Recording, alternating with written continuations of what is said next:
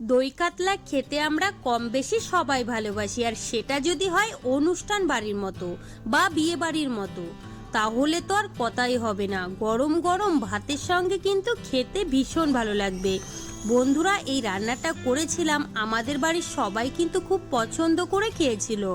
চলুন তাহলে শুরু করা যাক। সবার প্রথমে নিয়েছি এখানে আমি মাছগুলো খুব ভালো করে ধুয়ে নিয়েছি। এবার আমি লবণ দিয়ে ভালো করে মেখে নেব। আমি কিন্তু এখানে লবণ দিয়েই মেখে নিচ্ছি, তোমরা চাইলে সামান্য একটু হলুদ গুঁড়োও দিতে পারো। এবার একটা মশলা বানিয়ে নেব।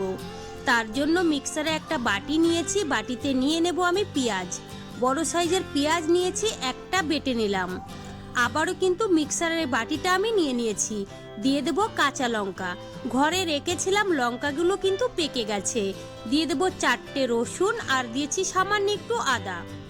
একটু জল দিয়ে খুব ভালো করে পিষে নিলাম।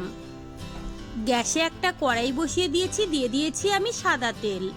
আমি এখানে সাদা তেল দিয়ে রান্নাটা করব, তোমরা চাইলে কিন্তু সরষের তেল দিয়েও রান্নাটা করতে পারো। তেলটা যখন গরম হয়ে যাবে, মাছগুলো আমি উল্টিয়ে পাল্টিয়ে সুন্দর করে ভেজে নেব। মাছগুলো আমি উল্টিয়ে পাল্টিয়ে সুন্দর করে ভেজে নিয়েছি, এবার আমি তুলে নেব। বন্ধুরা, কড়াইয়ের তেলেই কিন্তু আমার রান্নাটা হয়ে যাবে, এখানে কিন্তু আর এক্সট্রা কোনো তেল লাগবে না।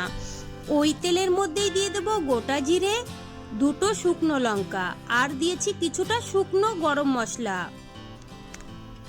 দিয়ে দেব 1 চামচ লবণ। লবণটা কিন্তু আমি আগেই দিয়ে দিলাম, তোমরা চাইলে পরেও দিতে পারো। এবার আমি বেটে রাখা পেঁয়াজটা দিয়ে ভালো করে কষিয়ে নেব। 2 থেকে 3 মিনিট সময় ধরে ভালো করে কষিয়ে নিতে হবে। পেঁয়াজের কালারটা কিন্তু চেঞ্জ হয়ে গেছে। এবার আমি বেটে রাখা মশলাটা দিয়ে দিলাম, তার সঙ্গে দিয়ে দিলাম সামান্য একটু জল, আর দিয়ে দেবো সামান্য একটু ভাজা জিরের গুঁড়ো, আর দিয়েছি সামান্য একটু ধনের গুঁড়ো।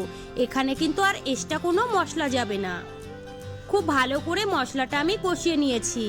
মশলা থেকে কিন্তু একটু একটু করে তেলও ছেড়ে দিয়েছে, তোমরা কিন্তু দেখেই বুঝতে পারছো। এবার দিয়ে দেব কাজু বাটা। আমি 8 থেকে 10টা কাজু পাটাই বেটে নিয়েছিলাম, আর দিয়ে দিলাম সামান্য একটু জল। আবারও কিন্তু মশলাটা নাড়াচাড়া করে কষিয়ে নিতে হবে, যতক্ষণ না মশলা থেকে তেল না ছেড়ে দেয়। দেখুন বন্ধুরা, মশলা থেকে কিন্তু তেলও ছেড়ে দিয়েছে। এবার দিয়ে দেবো 1 চামচ টক দই। আমি এখানে 1 চামচ দিয়েছি, তোমরা চাইলে কম বেশি করে নিতে পারো। দিয়ে দিলাম সামান্য একটু জল, আর দিয়েছি চিনি। বন্ধুরা, চিনিটা অবশ্যই দেবে, তাহলেই কিন্তু খেতে একদম অনুষ্ঠান বাড়ির মতোই লাগবে।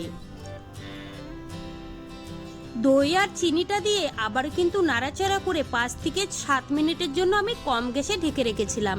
দেখুন বন্ধুরা, মশলা থেকে কিন্তু তেলও ছেড়ে দিয়েছে, আপনারা কিন্তু দেখেই বুঝতে পাচ্ছেন। মশলাটা কিন্তু খুব ভালো করে আমি কষিয়ে নিয়েছি। এবার আমি পরিমাণ মতো জল দিয়ে দেব। বন্ধুরা, জলটা আমি হালকা গরম করে নিয়েছিলাম। আমি কিন্তু মাছের ঝোল বা মাংস রান্না করার সময় অবশ্যই একটু গরম জল দিই, এতে করে সময়টা কিন্তু অনেকটাই কম লাগে। জলটা দেওয়ার পরে আমি ভেজে রাখা মাছগুলো দিয়ে দিয়েছি। এবার আমি নাড়াচাড়া করে ঢেকে রাখবো 5 থেকে 7 মিনিটের জন্য। 5 থেকে 7 মিনিটেই কিন্তু আমাদের দই কাতলা একদম রেডি হয়ে যাবে। 7 মিনিট পরে আমি ঢাকনাটা তুলে নিয়েছি।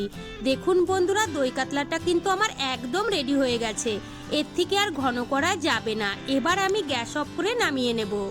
দেখুন বন্ধুরা, দেখতে কতটা সুন্দর লাগছে। গরম গরম ভাতের সঙ্গে কিন্তু ভীষণ ভালো লাগবে। তো বন্ধুরা, আমার রেসিপি কেমন লেগেছে কমেন্ট করে জানাবেন। ভালো লাগলে প্লিজ আমাকে সাপোর্ট করবেন। বাড়িতে বানালে কমেন্টে জানাতে ভুলবেন না খেয়ে আপনাদের কেমন লেগেছে। চলুন তাহলে ভিডিওটি আমি এখানেই শেষ করছি। আপনারা সবাই ভালো থাকবেন, সুস্থ থাকবেন। আবারও নিয়ে আসবো নতুন রেসিপি।